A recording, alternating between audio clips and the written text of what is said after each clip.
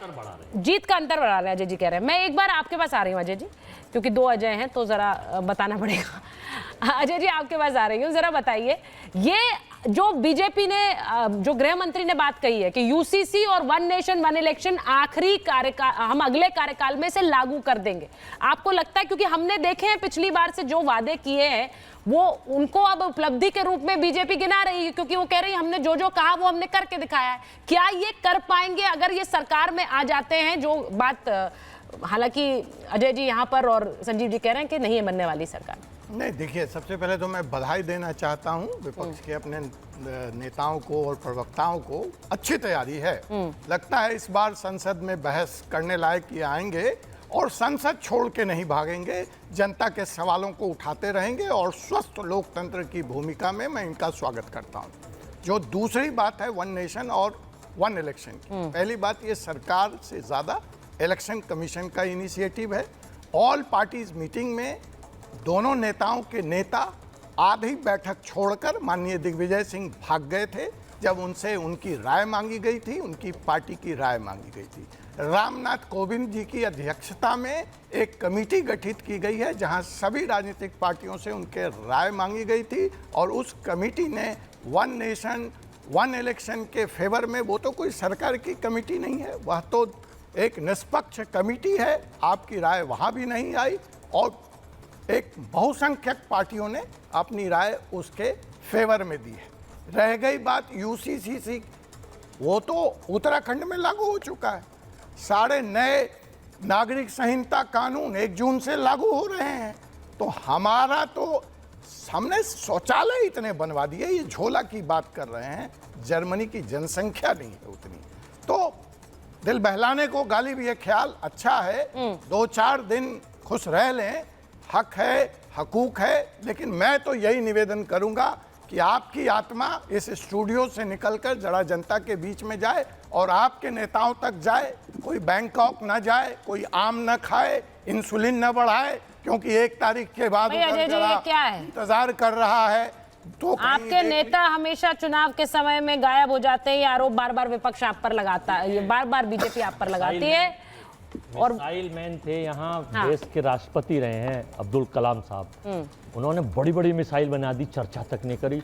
और यहाँ वर्तमान सीएम प्रधानमंत्री कह रहे हैं मैंने शौचालय मित्रों बना दिए, जो शौचालय की भी फोटो सेशन कराते हैं। भाई आखिर कितनी सोच गिर गई है इस देश में। भारत वैसे विश्वगुरु की बात करते हैं और उनके जो समर्थक ये प्रोपोगंडिस्ट है, तो ये लोग एडवोकेट बड़े उस बैठ में सदन में पंचायत में बैठते हैं देश की में जाके, लेकिन इनकी सोच भी, चूंकि वहां से इनको एक लिखा हुआ एजेंडा मिल जाता है कि केवल इससे अगर बाहर गए तो आपकी नौकरी खतरे में है, तो इसलिए ये उस एजेंडे से बाहर नहीं जा सकते, इनकी मजबूरी है।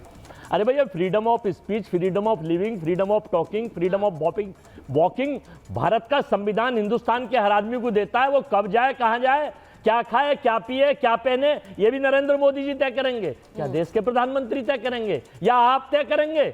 अगर ऐसा है तो फिर देखिए, वन नेशन वन इलेक्शन के लिए प्रधानमंत्री जी ने पिछली बार कहा था वन कंट्री वन टैक्स, और सुचेरिता जी 30 से ज्यादा टैक्स तो हम आज रोज दे रहे हैं। कहाँ उड़ गया वो नारा वन कंट्री? नहीं, पहले मैं इस पर चर्चा कर रहा हूं। वन नेशन वन इलेक्शन, आप इसके खिलाफ हैं? आप नहीं चाहते देश में वन नेशन वन इलेक्शन हो?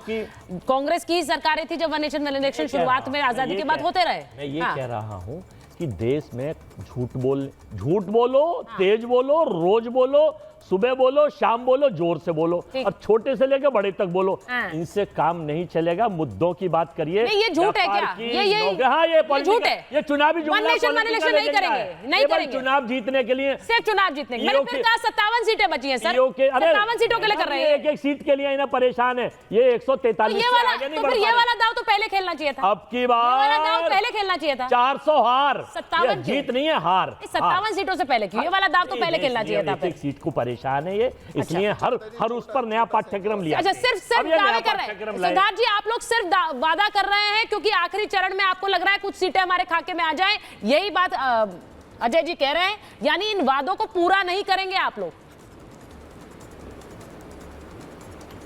सुचरिता जी, आप इनसे पूछ रहे हैं कि वन नेशन वन इलेक्शन पर, यूसीसी पर इनकी क्या राय है। आप इनसे पूछ लें कि अगर इनको शाम को खाना क्या खाना है, ये उस पर एक राय नहीं बना सकते, देश के मुद्दों पर क्या राय बनाएंगे?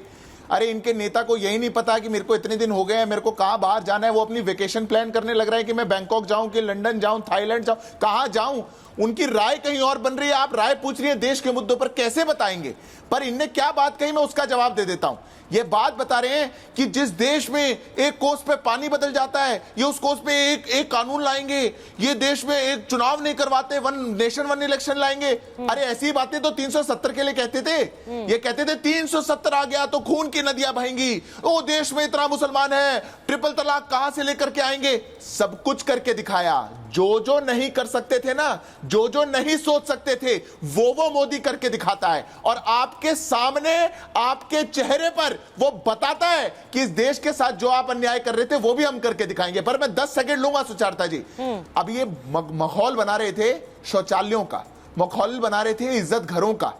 मैं पूछता हूं इनसे, फ्रीडम ऑफ टॉकिंग है, फ्रीडम ऑफ वॉकिंग है, बड़े फ्रीडम गिनवा रहे थे। अरे जिनको फ्रीडम नहीं था शौच करने का, जिनको फ्रीडम नहीं था टॉयलेट यूज करने का, इस देश के आजादी के बाद आप इस लोगों को बेसिक सुविधा नहीं दे पाए, एक बेसिक शौचालय नहीं दे पाए घरों में। कितने लोगों के साथ इज्जत की बेआबरू हुई, कितनी महिलाओं के साथ हुई। अरे घर में आदमी व्यक्ति रहता है, खाता है, पर वो सोच नहीं पाता कि शौच के लिए कहां जाएंगे। ऐसी मूलभूत समस्या जो थी उसको इस देश के प्रधानमंत्री ने दूर किया, उसका माहौल बनाते हैं। उसको यहाँ बैठ करके आप माहौल बनाने का काम कर रहे हैं। ये आपकी विफलताओं को दिखाता है अजय जी, ये आपकी विफलताओं को दिखाता है। ये बताता है कि कैसे आप इस देश को मात्र इतनी मूलभूत चीजें नहीं दे पाए। और अगर आपकी इनकी चीजों पर फोकस होता तो अमेठी छोड़ के थोड़ी भागना पड़ता, वायनाड छोड़ के थोड़ी भागना पड़ता। ये जहां जाते हैं वहां छोड़ के भाग जाते हैं। सुचारता जी, इनकी यही कमी है। महिलाएं आपसे ये कह रही है कि माफी मांगो, उसका राजनयिक पासपोर्ट कब तक। अब अजय जी आप मेरे बीच में बोल रहे थे, इसलिए कि अब आपकी बारी आएगी तब क्या करा जाए। देखिए अजय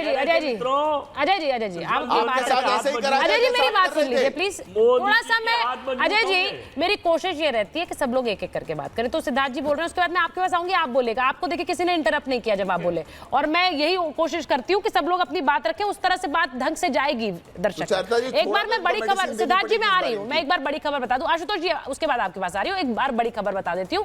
असम सीएम हिमंता बिस्वा शर्मा का बड़ा बयान आया। अब ये भी अगले कार्यकाल को लेकर है। हिमंता बिस्वा शर्मा कह रहे हैं सरकार बनाकर पीओके वापस लेंगे। वो कह रहे हैं राम मंदिर बना, अब मथुरा में कृष्ण मंदिर बनाएंगे।